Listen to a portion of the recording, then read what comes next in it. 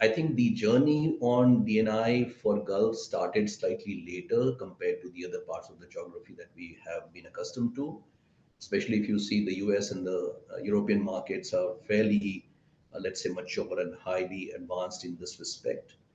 But I would say that with the foresight that the government of UAE has shown and has had, they have been very, very quick to catch up with what the other parts of the world was doing.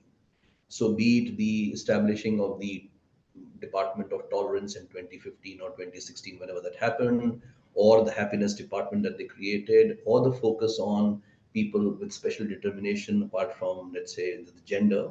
I think the government has taken in the Gulf region, especially I would say UAE, a very, very strong step to ensure that there is a very fair, equitable, and a balanced society that they create in the community.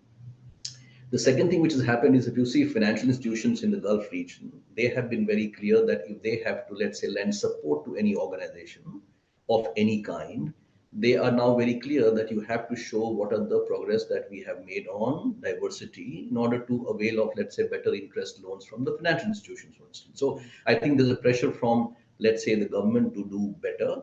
There's a reality of the business that is also featuring in the minds of the business leaders in the Gulf region. So I think the let's say the focus on DNI has over the period of the past decade been quite strong in the Gulf region.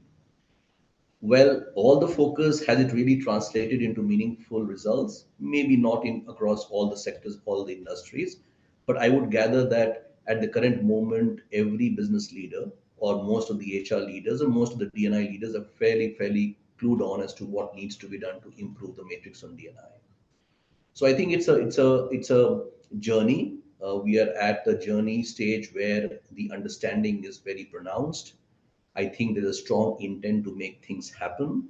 Many organizations have already taken steps to make things happen, and now we have to see the results in the near future or in the, let's say, foreseeable